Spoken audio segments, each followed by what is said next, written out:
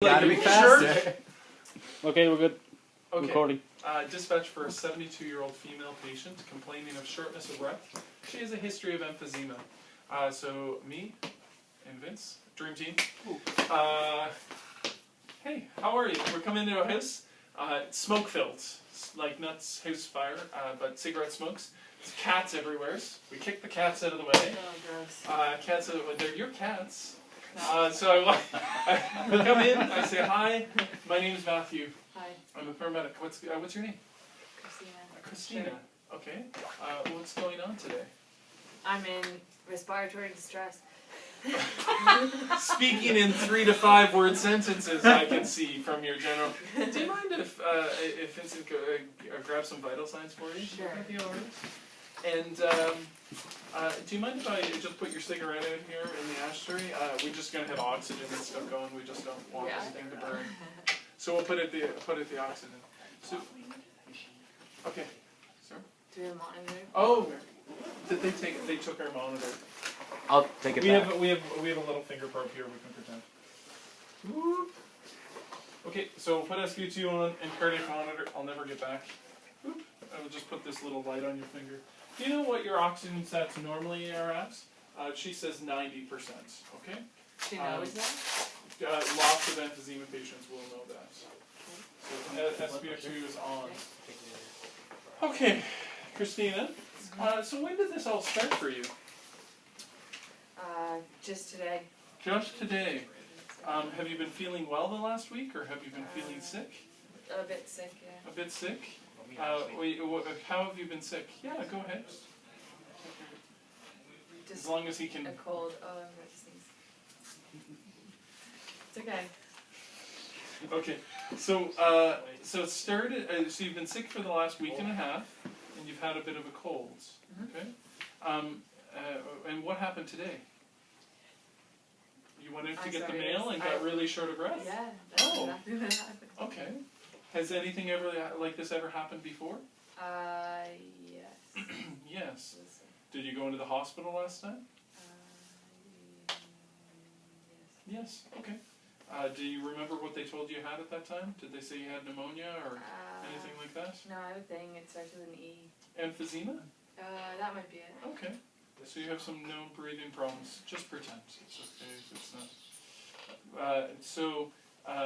As far as, do you feel like this is your emphysema acting up, or does this feel different? It feels about the same, I think. Okay. Maybe just a little bit more severe? Yeah. Okay.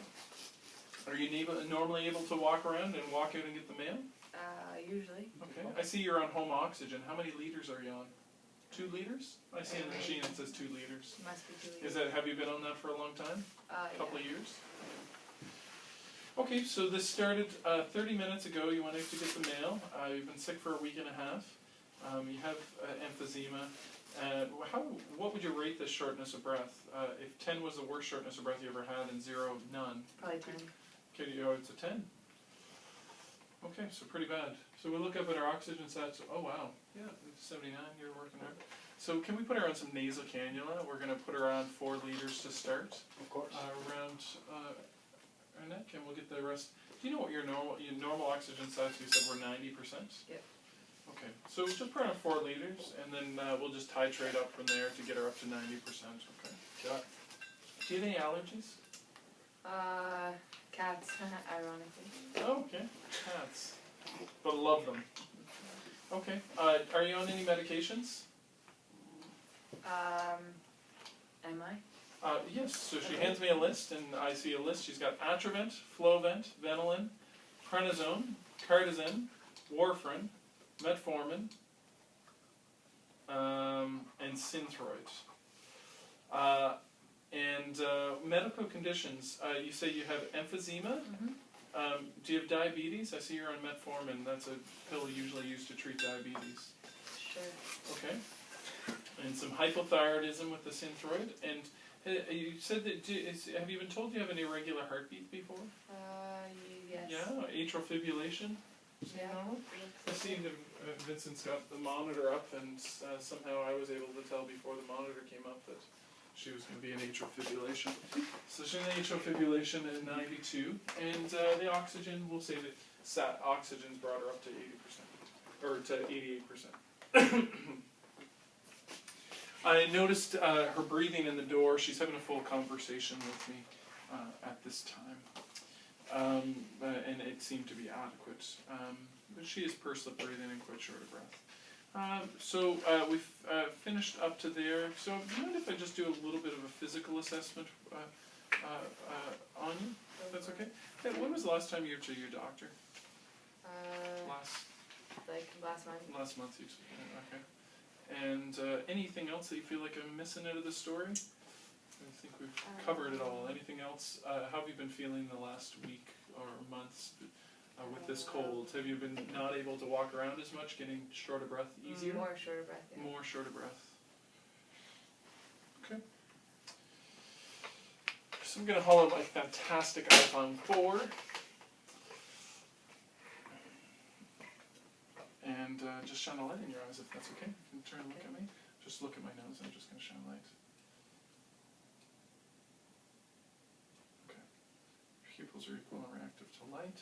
Just going to flip down your eyelid and just have a look at your eyes here. Some nice and bright. Can you stick out your tongue for me? Let's say it's a little dry and pasty. I've now noticed that the centralized cyanosis has resolved to some degree. And probably her respiratory rate is probably calming. Not a bad thing to think about is this having any effect. Just get you to turn your head to your side. See. Okay, just lean back just a little bit. Ideally, I'd want her at 45-degree angle. I'm hardly at past 90. I'm kind of here. And let's say we have jugular venous distension, just jugular venous pulsation up to here. I'm just going to push on your stomach if that's okay while I look at your neck veins. Okay.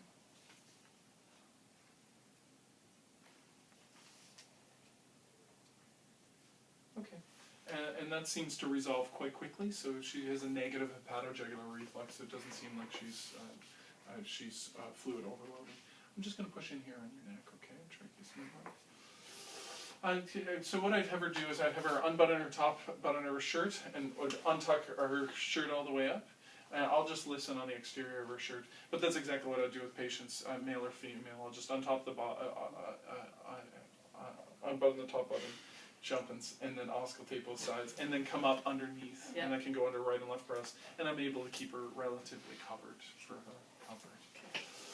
Okay, so and when I'm inspecting her chest, I'm just noting, does she have a barrel chest? Let's say that she is thick this way and has a barrel chest. She has prolonged expiratory phase. She's going... And she's still showing signs of air trapping because she has no respiratory pause. And I don't see any indrawing, but I do see accessory muscle use. So can you just breathe in and out of your mouth for me?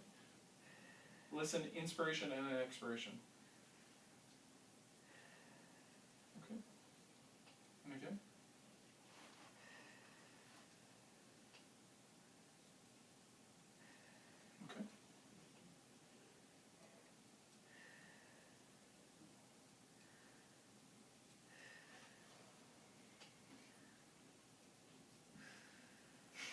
Getting lightheaded yet? Okay. Okay, because this is a respiratory call, I'm going to listen to her back as well. Whereas if it was cardiac, I'd probably not. Depends if I thought that she had wheezing or any adventitious breath sounds. Deep breath in and out.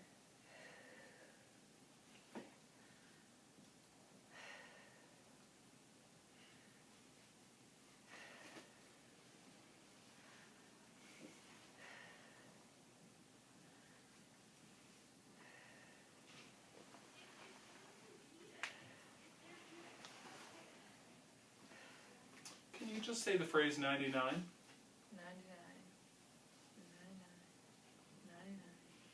99.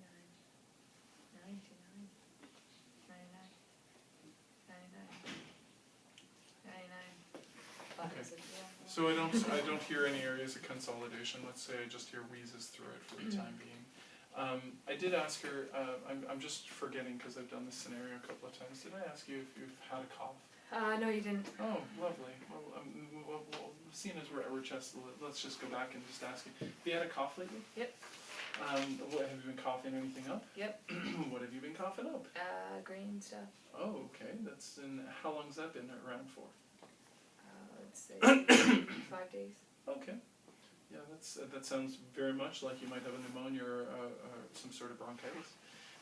Probably a pneumonia. As far as you're still a smoker and you're on home oxygen or risk factors, have you ever been intubated before? No. No? Okay. We'll try to avoid that today. As far as heart problems, do you have any history of any heart problems other than the atrial fibrillation? No. No? Any history of of heart going really fast or slow? Not really, no. Any heart murmurs? No. And I've known your history. She's not hypertensive. She hasn't had previous ischemic. I've never been told you have angina or any heart attacks. No. And do you have family history of cardiac disease? I don't think so. No. She is a smoker. She's not obese.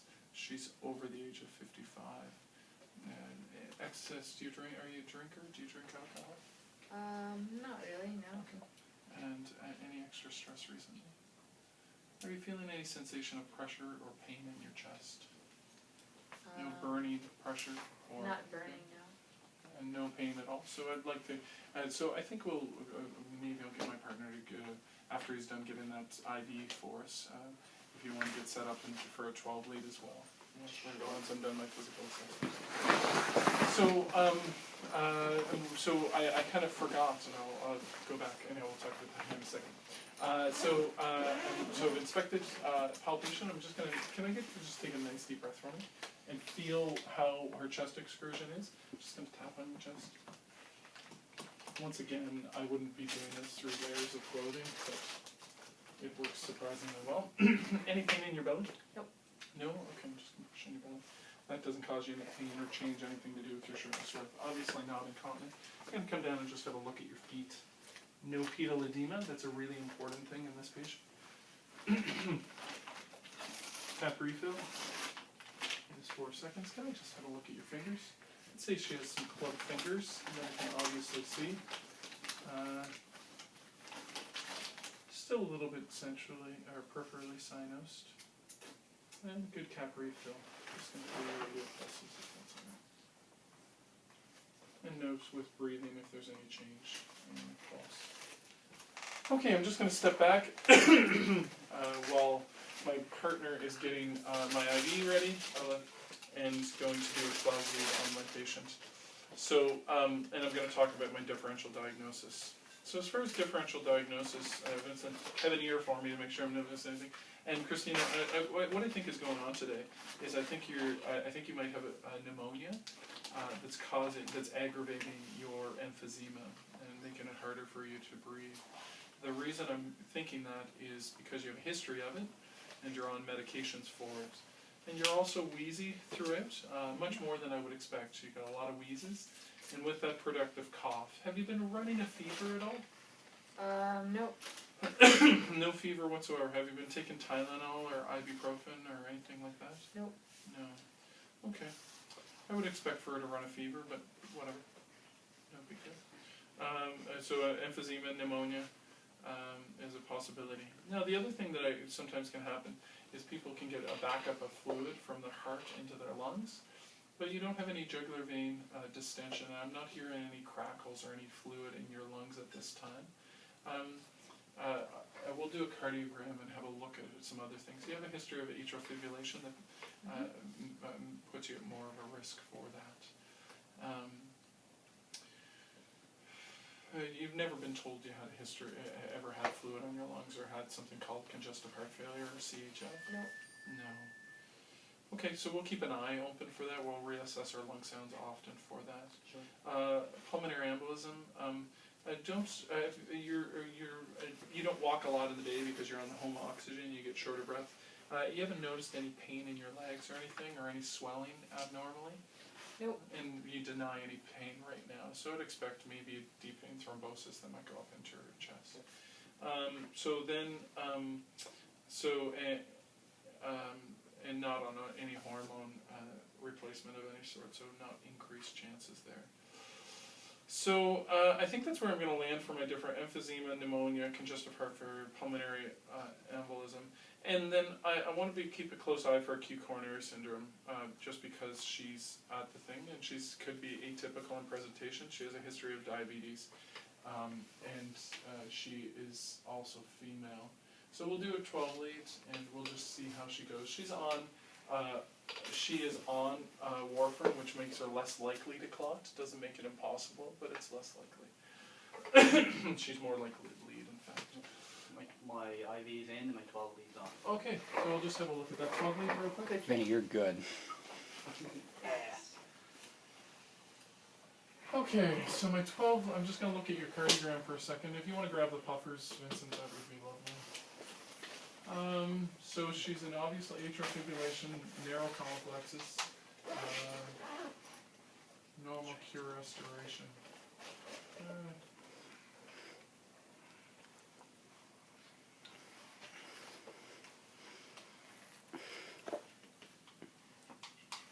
So she got no ST elevation or depression, no hyperacute T waves or inverted T waves.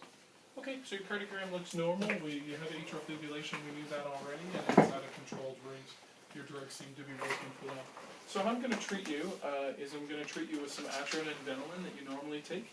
The Ventolin you take, your heart rate's a little bit fast. We'll keep an eye that we don't elevate your heart rate too much, because that can sometimes happen, but you're pretty wheezy right now. So we're going to shake that up. The other drug that we're going to use is Atrovent.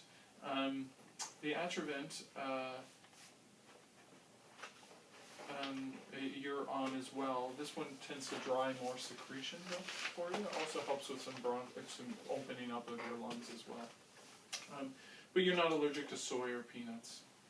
Yeah. And you're prescribed these medications, so it makes sense that you're probably not allergic to them, because you take them routinely. So with your puffer, do you want to grab the Atrovent as well out of the bag?